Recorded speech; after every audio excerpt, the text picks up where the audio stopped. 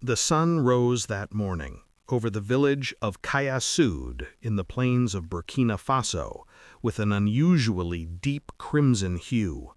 The earth's soil seemed to have absorbed the color of blood itself, turning a dark russet that glistened in the early light. The air was harsh and dry, carrying dust particles that danced in the golden rays. From somewhere in the distance, beyond the scattered huts and sparse acacia trees, a rooster's crow pierced the silence, mixing with the gentle tinkling of cattle bells. At the edge of the village stood an ancient hut, weathered by decades of scorching sun and seasonal rains. This was the home of Mama Fatima, an elderly woman who was regarded as the most respected and compassionate mother figure in the entire community. Though her face bore the deep lines of age, etched like rivers on a map, her eyes still held the luminous quality of wisdom gathered over countless seasons. They sparkled with memories of times past, of children raised, of sorrows endured, and of joys celebrated. That morning, as she had done for more years than most could remember, Mama Fatima rose before the sun broke the horizon. She swept the earthen courtyard with a bundle of dried grass tied together, the rhythmic swishing sound a meditation in itself. She washed the clay water vessels, their surfaces cool and smooth under her weathered hands, and placed a kettle of water on the wood-burning stove to brew her morning tea. The familiar ritual brought her comfort, a connection to all the mornings that had come before. Silence enveloped everything, the kind of silence that exists only in the rural reaches of Africa, where time itself seems to pause, where the modern world's frantic pace hasn't yet penetrated.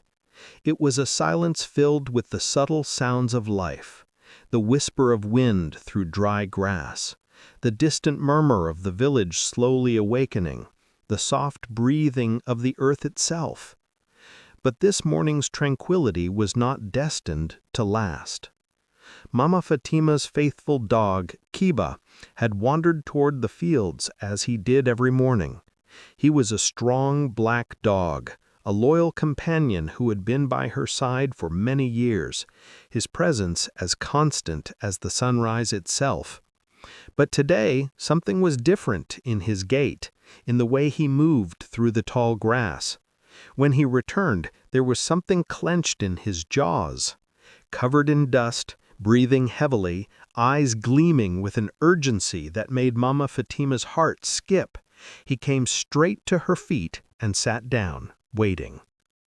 "Kiba, what have you brought?" she asked, with a gentle smile, expecting perhaps a bone or some small game. The dog wagged his tail and dropped the object from his mouth onto the ground. A human hand. For a moment, Mama Fatima's mind went completely numb. She thought perhaps her eyes were deceiving her, playing tricks in the early morning light. But no, this was real. The fingers were stiff and lifeless, frozen in death's cold embrace. Most horrifying of all was the gleaming gold ring on one finger, engraved with the mark of their tribe, a bird with outstretched wings, behind which the emblem of the sun had been carved. From her lips escaped an involuntary gasp, "Ya Rabba! This is Amadou Diarra's ring!" The name sent a shockwave through the village like lightning splitting the sky. Amadou Diarra had been missing for 2 weeks. People had whispered that he'd gone to the city on government business, that he'd return when his affairs were settled. But now this severed hand had strangled all the rumors, replacing speculation with the cold certainty of murder. The teacup slipped from her trembling fingers and shattered on the ground, the brown liquid seeping into the red earth like more blood being absorbed. She ran toward her door in panic and cried out with all the strength her aged lungs could muster, "People, come quickly! By God's oath, this is Amadou's hand!" Within moments, the village men, women, and children gathered in her courtyard. Every face bore the mark of fear. Some called the dog cursed, possessed by evil spirits. Others muttered darkly, "This is the work of jinns. The earth is angry with us." But Mama Fatima's heart told her something different. "No," she said firmly, her voice cutting through the frightened murmurs. "This is human cruelty, not supernatural vengeance." That same evening, the village chief dispatched a soldier on a motorcycle toward Bugadugu camp. The message was brief and chilling. Murder in Kayasud. Evidence of a body discovered. Request immediate investigation. The next morning, as the sun rose with its characteristic intensity, clouds of dust arose on the village's red soil. The sounds of military vehicles echoed across the plain. Children scattered, hiding behind trees, their eyes wide with a mixture of fear and curiosity. Women retreated behind their doors, whispering prayers under their breath, clutching at protective amulets. And then came the moment that would change everything. Captain Ibrahim Traoré of the Burkina Faso military entered the village with his team. He wore a simple military uniform, but there was a dignity and quiet power in his bearing that commanded immediate respect. Behind him followed his officers, Commander Boubacar, Officer Mariam Kanye, and technical expert Basiru. They moved with purpose, their faces set with the gravity of their mission. Mama Fatima stepped forward, her spine straight despite her years. "Son," she said, addressing Ibrahim with the familiarity of a mother speaking to her child, "God has sent you to deliver justice. This earth now cries for blood, but we don't want revenge, we want truth." Ibrahim responded with gentle firmness, "Mother, I haven't come to take revenge, but to resurrect the truth." He sat down on the ground in front of her hut, a gesture of humility that surprised the onlookers. He lifted a handful of the red soil, letting it sift through his fingers as he studied it intently. "This earth will speak, Mother," he said softly. "It knows everything." Looking at the dog Kiba, he added, "Let him run free. He knows who has defiled this sacred ground." The severed hand was sealed in a police evidence bag.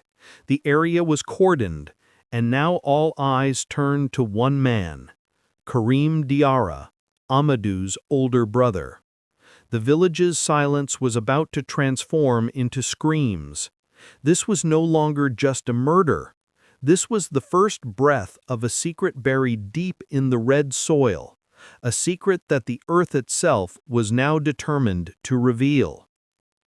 Ibrahim gestured to his team. "Show me where the hand was found." Mama Fatima pointed toward Kiba, who sat at the edge of the courtyard, tail wagging as if he understood the gravity of his discovery. "Let him go," Ibrahim said with a slight smile. "Animals never lie." The moment Kiba began sniffing the ground, an oppressive silence fell over everyone present. The dog moved from the courtyard toward the area behind it, where sunlight filtered through scattered trees, creating patterns of light and shadow on the red earth. Finally, he stopped beneath a large baobab tree, the oldest landmark in the village, the very tree under which elders had once gathered to dispense justice and wisdom. The soil there was disturbed, slightly elevated, as if it had been recently turned over. Ibrahim knelt down and felt the earth with his hands, his fingers probing the texture and consistency. "This is fresh," he said, his voice measured and professional. "Not very old at all." Commander Boubacar immediately confirmed the observation. "Sir, the signs of digging are clear. It's likely this was done within the past week." Ibrahim raised his hand, signaling everyone to step back. "Someone has tried to hide a secret in the earth, but now the earth itself will speak. Begin digging, but carefully, reverently, as if we're performing a funeral prayer." Shovels, bit into the red soil with deliberate care. With each upturned clod, the earthy smell grew stronger, richer, more pungent. The village women stood at a distance, watching in horrified silence. Some covered their eyes with their hands, unable to bear the sight, yet unable to look away. After several tense minutes, a piece of blue cloth emerged from the earth. The fabric was old and soil-saturated, but there was something heavy wrapped within it. "Sir, there's a body," Boubacar said, his voice carrying a slight tremor despite his professional composure. Ibrahim Traoré knelt slowly beside the excavation. With gentle, reverent movements, he pulled back the cloth. Beneath lay the body of a young man whose face bore not peace, but frozen astonishment, as if death had come as a complete surprise. Officer Mariam wrote in her notebook, "Identified as Amadou Diarra, age 28. No visible wounds." Ibrahim closed his eyes, as if seeing the scene play out in his mind. This wasn't a natural death. No scratches on the body, but fear in the eyes. Poison or betrayal. Mama Fatima approached, her steps slow but steady. "This boy was simple-hearted, Captain. He never fought with anyone. But he had spoken about the government land being sold. After that, everything changed." Ibrahim's ears perked up like a hunting dog catching a scent. Talk of selling land? He looked around at the gathered villagers. Every gaze dropped to the ground. No one had answers, or rather, no one was willing to speak. Ibrahim looked up at the sky, where the sun now blazed with full intensity. When the earth falls silent, human intentions begin to scream. He gave orders to his team. "Take the body to the city. We need a forensic report. Every man in this village will be questioned, especially Karim Diarra." Mama Fatima's trembling lips managed only one sentence. "Captain, Karim is Amadou's brother." Ibrahim took a deep breath. "Then this isn't just murder. This is the betrayal of blood." He straightened his military cap and declared, "From today, this village's earth will speak, and I will listen." The afternoon sun filtered through the baobab leaves, casting shifting shadows on the ground below. The red soil seemed to pulse with the patterns of light and dark. But on the faces of the villagers, there was only one color: fear. As Amadou's body was loaded into the military jeep, a heavy silence descended like a shroud. Women slowly retreated, men stood with bowed heads, children hid behind their mothers' skirts, peeking out with wide, frightened eyes. Tears streamed down Mama Fatima's weathered cheeks. She looked up at the sky and whispered, "This earth will never be the same. Return my boy Amadou to justice."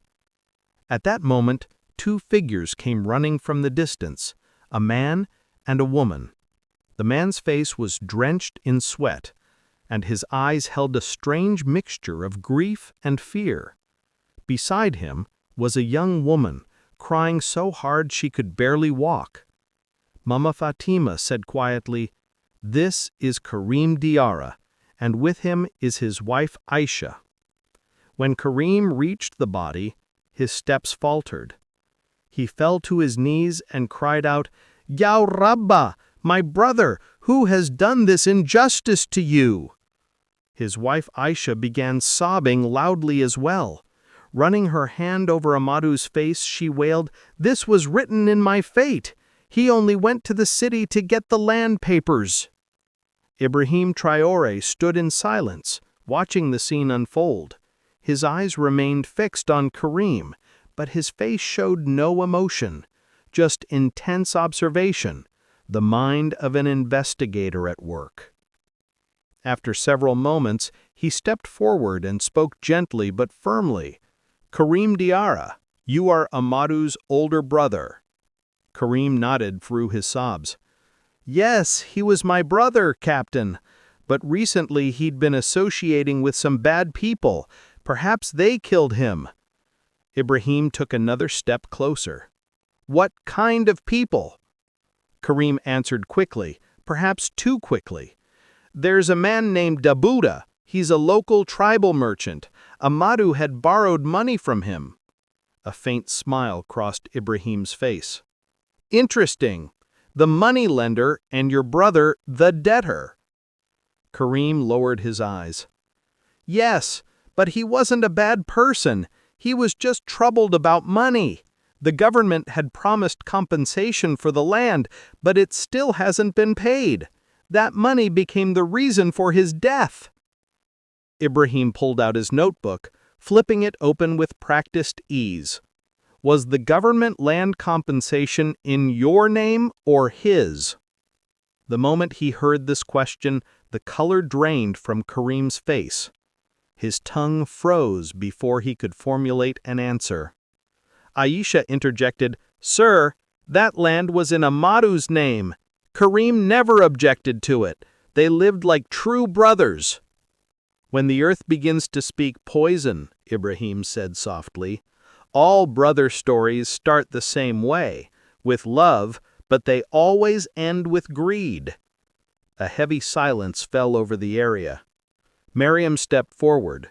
Sir, we need to search the house. Ibrahim nodded. The house will be searched.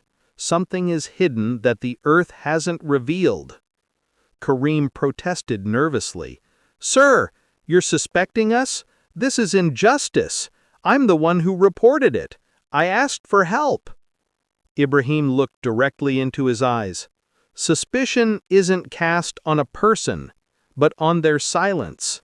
And your silence, Karim Diarra, is making a lot of noise. Mama Fatima tapped her walking stick on the ground. Captain, in this village, lies don't stay hidden long. Here, the soil speaks all truths. Ibrahim lifted particles of red earth, letting them fall through his fingers. If this murder was committed for land, then the land itself will identify the killer. He signaled to his team, We're going to Karim Diarra's house. No one leaves.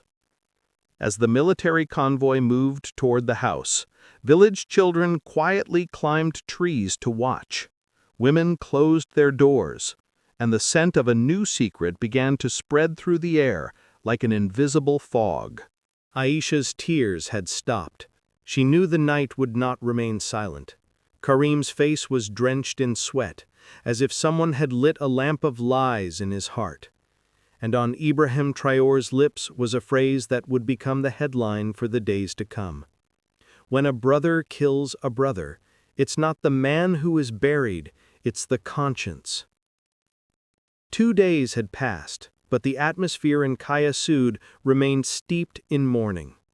At the base of the baobab tree where Amadou's body had been found, a yellow cloth flag had been planted, a sign that this ground had become forbidden, tainted by the sight of blood. But for Captain Ibrahim Traoré, this was not an ending, but a beginning. In the harsh morning sunlight, he and his team arrived outside Karim Diarra's house. It was a typical mud brick structure, unremarkable in design, but now it was surrounded by an atmosphere of dread. Villagers watched from a distance, maintaining their silence. No one wanted to come closer, as if the house itself had become cursed. Ibrahim gave Commander Babakar his orders. Check the entire house, leave nothing unexamined. If we have to sift the soil itself, we'll do it. Boubacar signaled to the soldiers, who dispersed in different directions, beginning their methodical search. Officer Mariam Konya headed toward the kitchen. The air there was thick with the mingled smells of cooking oil, earth, and spices. But from one corner came a bitter, sharp odor, the kind of smell that doesn't come from earth, but from poison. Mariam covered her nose with a cloth and reached under a cabinet.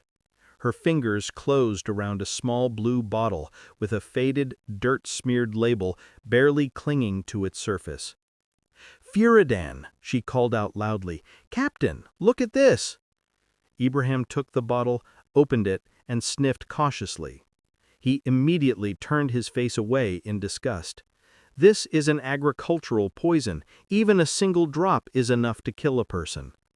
Karim, who was sitting in the courtyard, jumped to his feet in panic. "Sir, that's common. Even ordinary farmers have it. We use it in the fields." Ibrahim looked him straight in the eyes. "And where are your fields, Karim? You haven't cultivated any land in the past 2 months." Karim's tongue froze. His hands began to tremble. He started wiping sweat from his forehead, but Ibrahim's sharp gaze caught every nervous movement. Mariam pointed to a pot in the kitchen. "Sir, this vessel still smells of poison. Perhaps food was cooked in it." Ibrahim lifted the lid. Inside was the congealed residue of a dark-colored soup, emanating a pungent odor. "Who gave Amadou his last meal?" he asked Karim. "My wife Aisha. She prepared the food," Karim answered quickly. "And did you eat that day?" Ibrahim pressed. "No, I ate later." "Later," Ibrahim repeated, letting the word hang in the air. "Meaning you gave him food first." Silence fell like a heavy curtain. Aisha, standing at the room's doorway, spoke softly. "Sir, he's my husband. He told me to give Amadou food first. He said he'd come to make peace. I made soup, but I never even heard the word poison." Ibrahim said gently but firmly, "Your belief is necessary, but the truth is hidden in this pot." He ordered Babakar, "Take both the pot and the bottle as evidence." At that moment, technical expert Basiro came in from outside, holding a small diary. "Sir, this was found in Karim's room. It contains details of debts, but some pages have been torn out." Ibrahim examined the torn section and said, "When debt is hidden, the conscience is buried with it." He signaled to his team, "This poison is no accident. This is premeditation. We won't accept that this murder came from outside. The truth is inside this house." Tears began flowing from Aisha's eyes. "Sir, I swear by God I did nothing. I just cook meals." Ibrahim said in a very quiet but stern tone, "Sometimes the one who cooks isn't the killer, but the one who stays silent is definitely an accomplice to the crime." The villagers, standing outside as spectators, now began looking at each other in uneasy silence.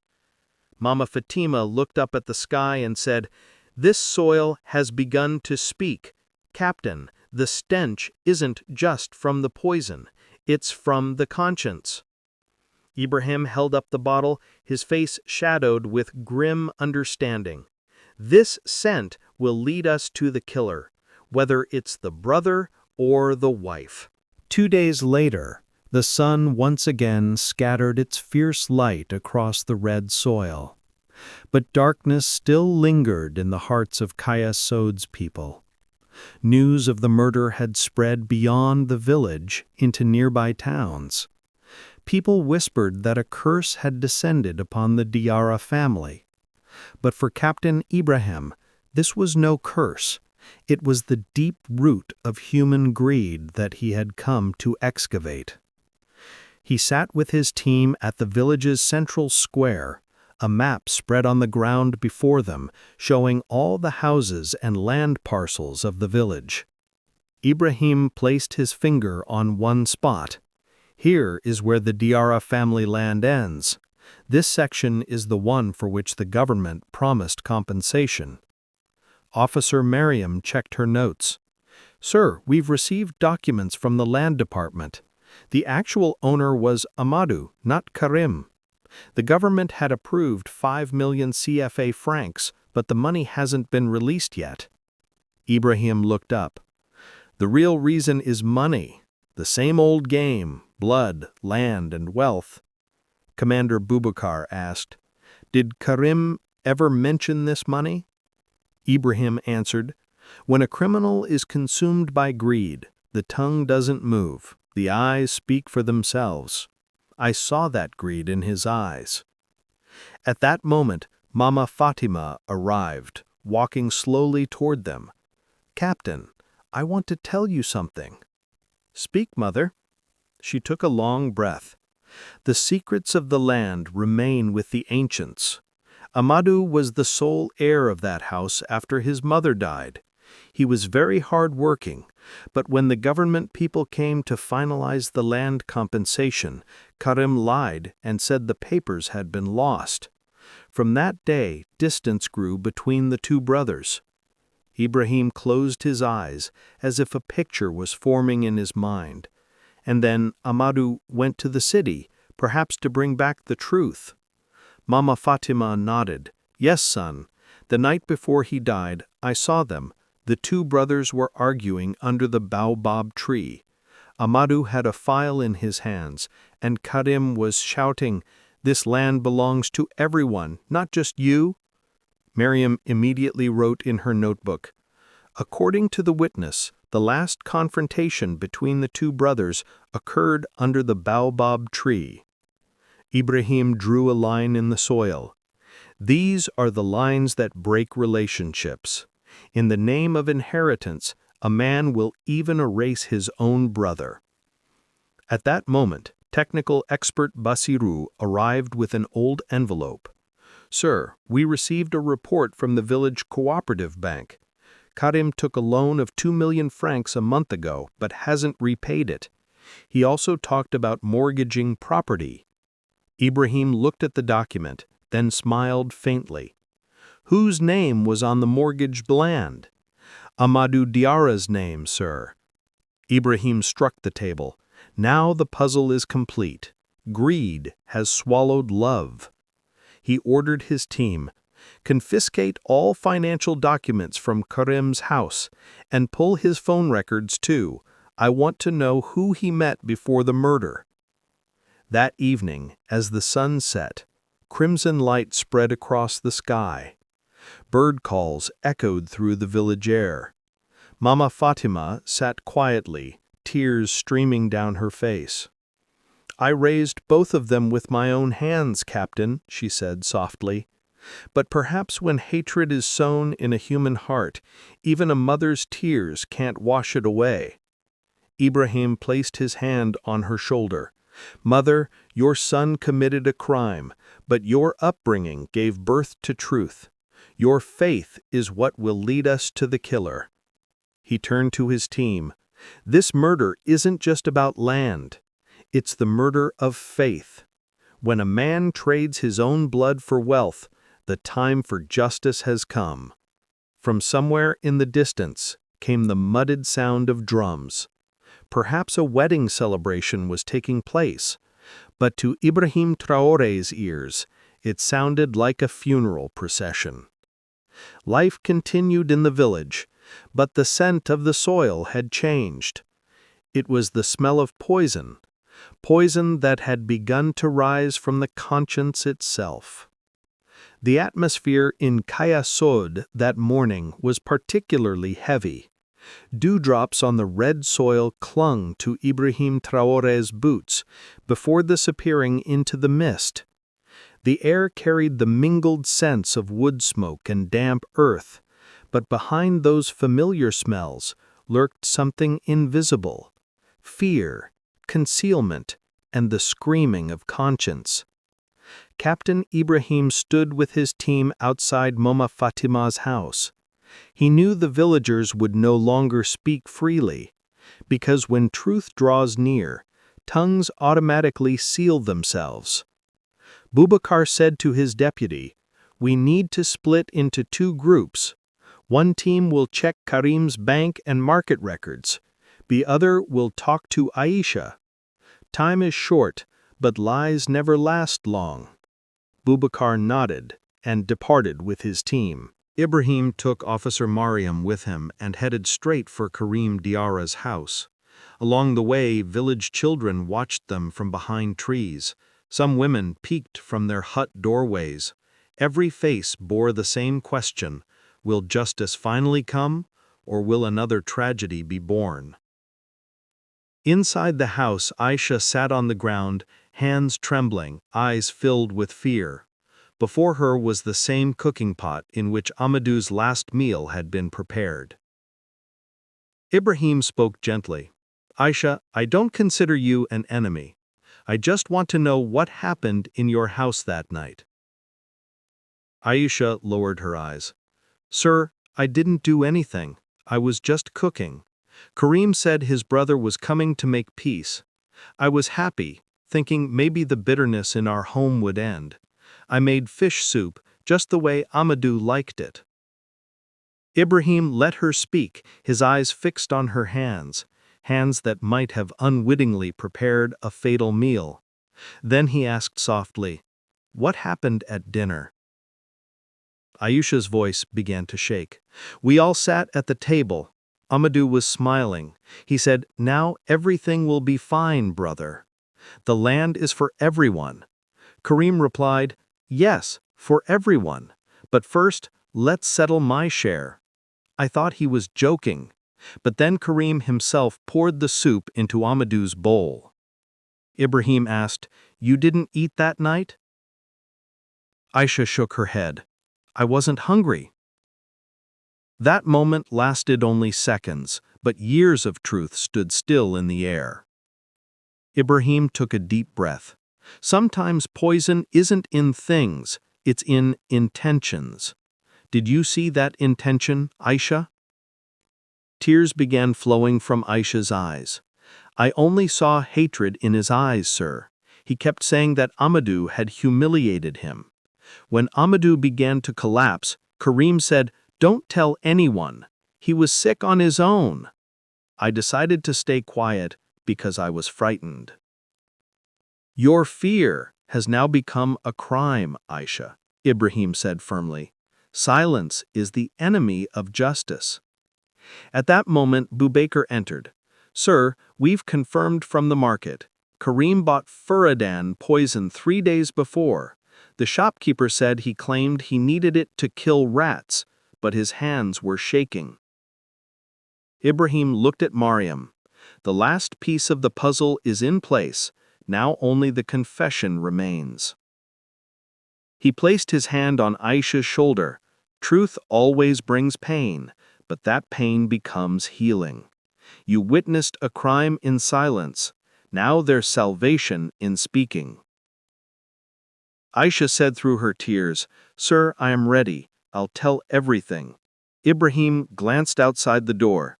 The sun was setting, the sky painted crimson. He said softly, Look, Mariam, now the earth's color isn't red from blood. It's red from truth.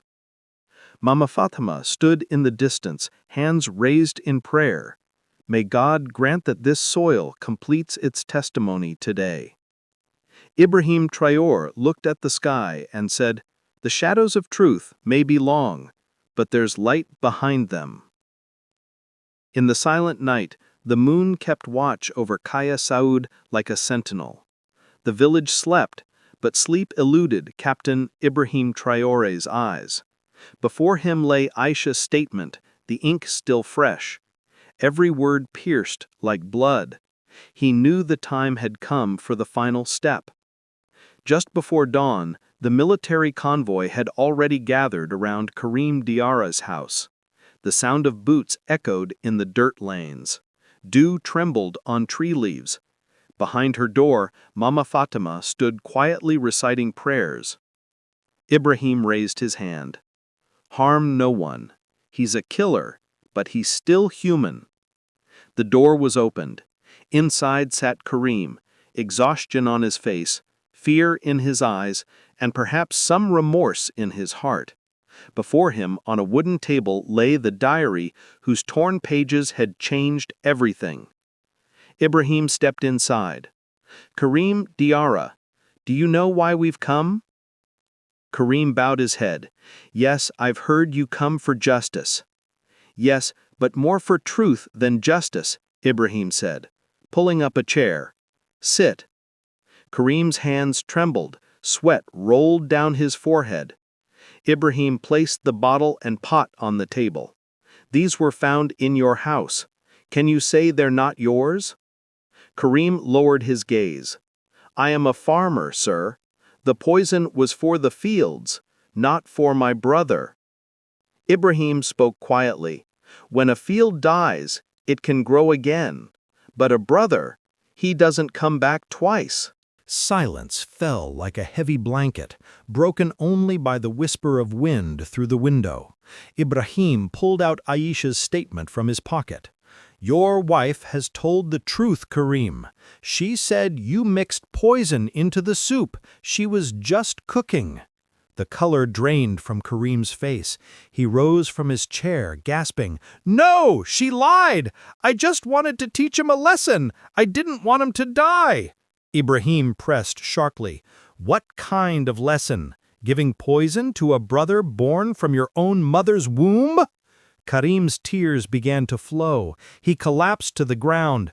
"I thought he would steal the money. I thought he'd become better than me. That night when he said, 'The land belongs to everyone,' something broke inside me. I put a few drops in the soup. I just wanted to scare him, but he ate it all." Ibrahim remained silent, his face showing not anger, but pain. Sometimes a man begins to play God, becomes the one who dispenses punishment, but God's justice is always greater than man's. "I buried the body under the baobab tree," Karim continued, his voice breaking. "I thought maybe the earth would hide my secret." "The earth doesn't hide secrets, it only waits," Ibrahim said. Karim bowed his head. "Punish me, sir. Perhaps only then will my soul find peace." Ibrahim looked at his soldiers. "Take him, but with dignity. He's a killer, but today he's told the truth." When handcuffs were placed on Karim, villagers emerged from their doorways. No one spoke. Every face was wet with tears, as if the entire village had been complicit in the crime. Mama Fatima stepped forward. "Son, you haven't taken my child from me. You've erased his sin. May God keep you safe." Ibrahim bowed his head. "Mother, I've only paid the earth's debt. The rest of the judgment will be made by heaven."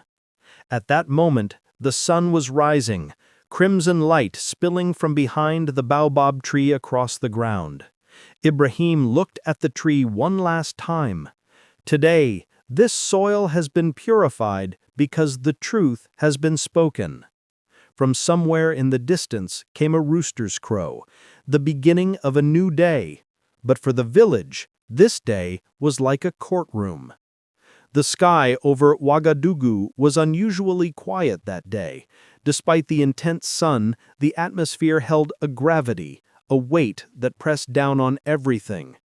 Outside the military court, a crowd had gathered, rural villagers, journalists, students, all seeking the answer to one question: will the soil of Burkina Faso finally see justice?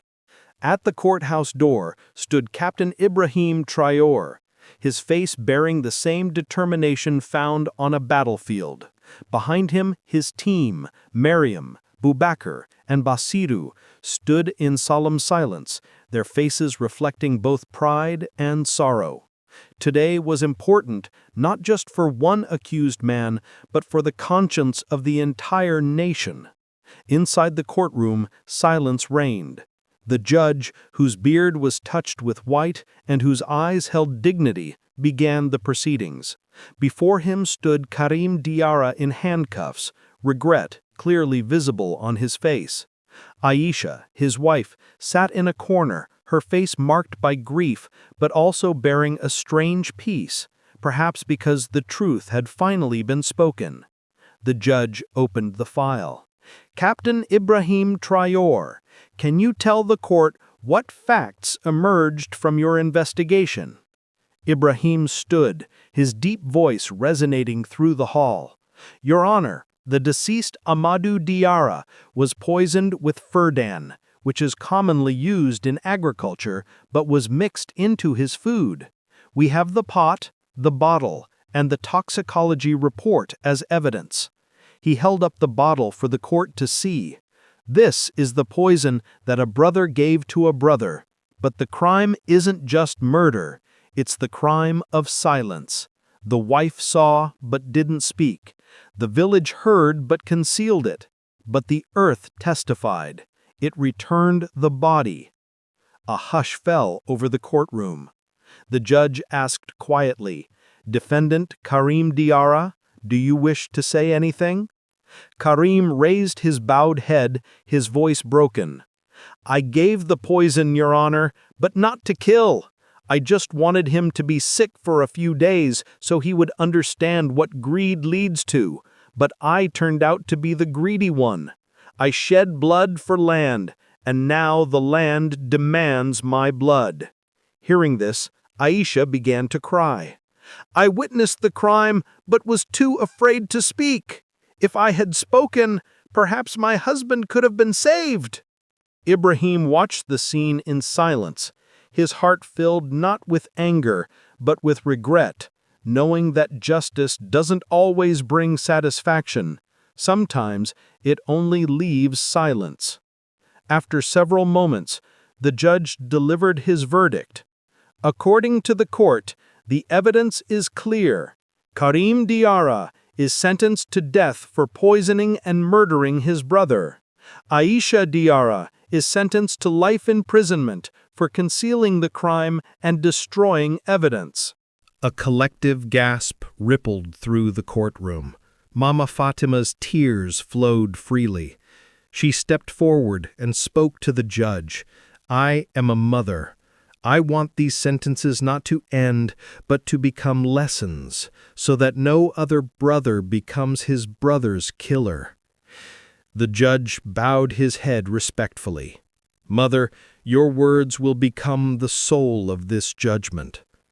As Karim was being led from the courtroom, he stopped near Ibrahim and whispered, "Captain, you saved my soul.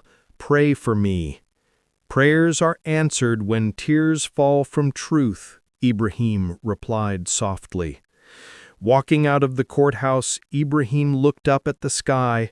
Ouagadougou's sunlight fell on his shoulders, but he felt as if the light was rising from the earth itself, the same earth that had once been crimson with blood, but was now illuminated by justice. Boubacar quietly asked, "Sir, have we won?"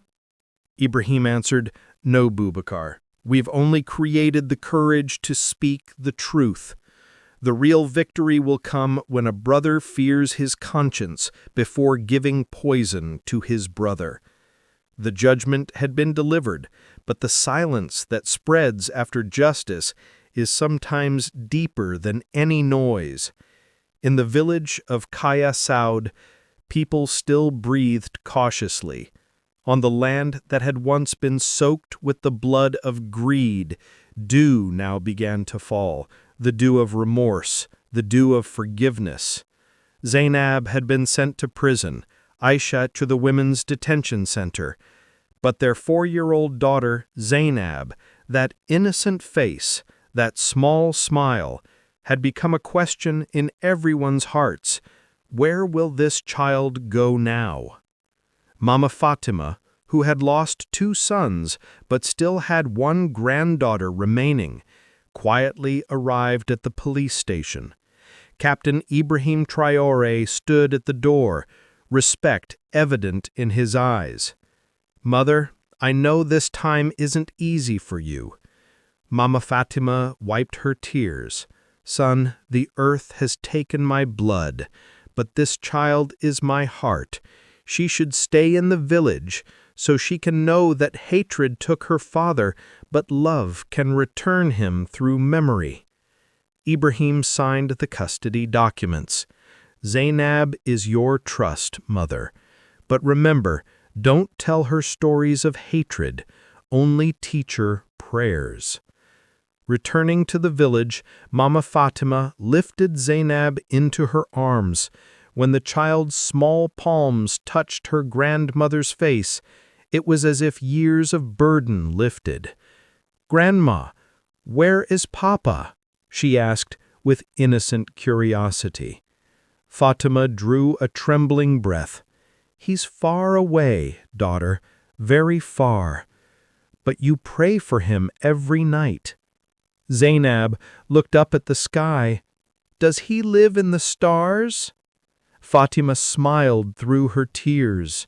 Yes, and they give you light. Time passed. Life slowly returned to the village. Crops began growing in the fields again. Laughter echoed in the markets. But every Friday evening, Mama Fatima would take Zainab to the baobab tree, the place where a grave had once been dug. Now flowers had grown there. Ibrahim Traoré visited often. He had become more than just a soldier to the village. He was now a guide, a symbol of justice and truth. One day, seeing Zainab, he smiled and asked, "Daughter, you've grown up. Do you go to school now?" Zainab laughed, "Yes, Captain Sir. I study at Teacher Fatu's school. She says I speak through colors." Ibrahim was slightly surprised. "You speak through colors?" Zainab showed him her small notebook. Inside was a drawing, a tree with 3 people standing beneath it, a woman, a man, and a small girl. Above it was written, "Love doesn't wound the earth, it gives it flowers." Ibrahim's eyes moistened. "Who told you this?" Zainab smiled. "I saw Papa in a dream. He said, 'Plant flowers, not sins.'" Mama Fatima sat to one side, speaking softly. "This child is my prayer, son. Perhaps God sent her to purify the land where seeds of hatred had been sown." Ibrahim looked at the sky. "Mother, I've seen many criminals, but today I feel that God has forgiven us all through the hands of an innocent child."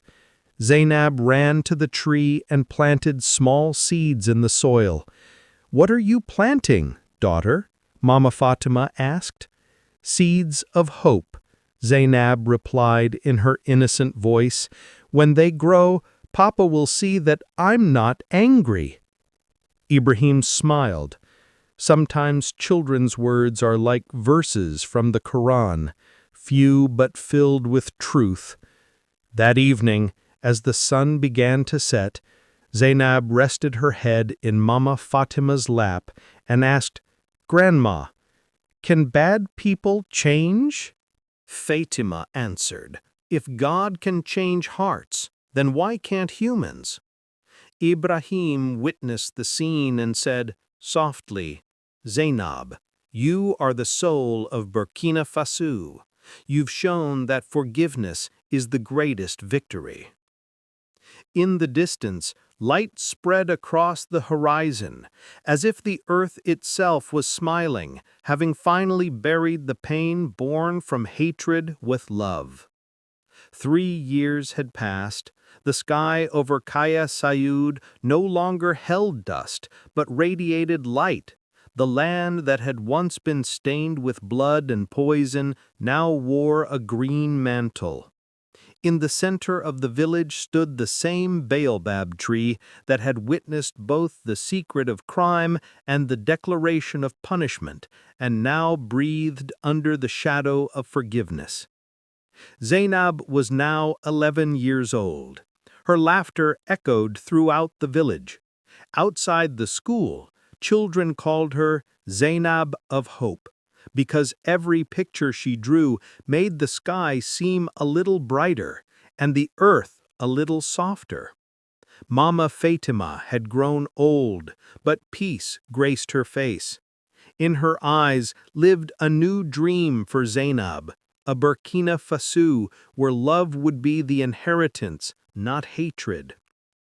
One morning, as the sun rose from the horizon, Ibrahim Traoré returned to the village. His uniform bore light stains of dust, as if the earth itself had greeted him. He went straight to the school, where Zainab was organizing an art exhibition with her classmates. On the wall hung a large picture, a tree, 2 graves beneath it, and between them a small girl planting seeds. Above was written, "The earth listens and also forgives if humans learn to bow before it." Ibrahim stared at the picture for a long time. "This is yours, Zainab?" Zainab nodded. "Yes, Captain. I want people to know the soil doesn't just hold corpses, it holds hope too." Mama Fatima arrived as well. She placed her hand on the captain's shoulder. "Son, after you came, this village learned to breathe again. Now children don't search for hatred in their parents' conflicts, they pray." Ibrahim smiled, faintly. "Mother, your Zainab taught us that forgiveness is also part of justice. Sometimes the final verdict of truth isn't in the courtroom, but in the heart." He pulled a small envelope from his pocket. "This is for you, Zainab. Your school is receiving an award from the nation. The light of hope in your pictures has touched every heart." Joy sparkled in Zainab's eyes, but she remained quiet. After a few moments, she asked, "Captain, can Papa see this?" Ibrahim looked at the sky. "Yes, daughter, the earth hears everything, heaven delivers everything." That evening, all the villagers gathered in the main field. Children, elderly, women, everyone held small clay oil lamps in their hands, their flames flickering like captured stars. Ibrahim spoke. "This soil was once a witness to crime. Today it witnesses peace. If you want your children to live in peace, you must remove poison from your hearts." Mama Fatima took Zainab's hand and walked toward the tree. "This is the place, daughter, where your father's body rested, but today life has awakened here." Zainab knelt down and said, "I forgive him, Grandma, because if I didn't, the earth would sleep again." A gentle coolness mixed into the air. From somewhere in the distance came the sound of drums. Villagers sang songs of joy. Ibrahim watched the scene and wrote in his heart, "Burkina Faso is changing. Its justice no longer comes from guns, but from conscience." As night deepened, a full moon emerged in the sky. The light from the oil lamps placed beneath the baobab tree flickered gently in the breeze. Zainab rested her head on her grandmother's shoulder and asked, "Grandma, does the earth always tell the truth?" Fatima smiled. "Yes, daughter, the earth never lies. Humans just listen too late." Ibrahim looked at the sky and said softly, "This land of Burkina Faso testifies that where blood fell, love took root." From the distant horizon came the sound of the first call to prayer. Peace spread through the atmosphere. Zainab closed her eyes and prayed, "O God, may no mother have to hear her son's name in a courtroom again." The story of Kaya Saud became legend throughout Burkina Faso, not as a tale of murder and betrayal, but as a testament to justice, truth, and ultimately forgiveness. Captain Ibrahim Traoré continued his work, investigating crimes across the country, but he never forgot the lessons of the Red Earth. He often told new recruits, "When you investigate a crime, remember, you're not just seeking a criminal, you're seeking the truth that will set both the victim and the perpetrator free." Mama Fatima lived to see Zainab graduate from university with honors in social justice. On the day of her graduation, the old woman held her granddaughter's hand and whispered, "Your fathers, both of them, would be proud. You've turned their tragedy into triumph." The baobab tree still stands in Kaya Sud, but now it's known as the Tree of Truth. Beneath its branches, village elders gathered to resolve disputes, always remembering that silence is complicity and that the earth itself demands honesty from those who walk upon it. Karim Biara's sentence was eventually commuted to life imprisonment after he spent years in genuine repentance teaching other inmates about the devastating cost of greed. Aisha was released after serving 15 years, her hair gone gray, but her conscience finally clear. She returned to the village and spent her remaining days helping Mama Fatima raise Zainab, the three of them forming an unlikely family bound by tragedy and redemption. The government compensation for the land was eventually paid, not to any individual, but to a community fund, established in Amadou's name, used to build a school where children learn not just reading and writing, but ethics, justice, and the sacred responsibility of truth-telling. And on quiet mornings, when the sun rises crimson over the plains of Burkina Faso, the red earth of Kaya Sud seems to glow not with the stain of blood, but with the warmth of hope, a reminder that even the darkest crimes can give birth to light if only humans have the courage to speak truth and extend forgiveness.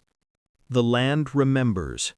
The land testifies, and the land, in its ancient wisdom, knows that justice without mercy is merely revenge, but justice tempered with forgiveness is the only path to true peace. In the end, it wasn't Captain Ibrahim's investigation, or the court's verdict, or even Mama Fatima's prayers that redeemed Kaya Sud. It was a child's simple act of planting flowers where graves had been dug, transforming a site of death into a garden of life. That is the legacy of the Red Earth, that no sin is so great it cannot be overcome by love, and no land so cursed it cannot bloom again when tended by hands guided by hope rather than hatred. The story ends where it began, with the earth speaking. But now it speaks not of murder and betrayal, but of redemption and renewal. And that, perhaps, is the greatest justice of all. The end.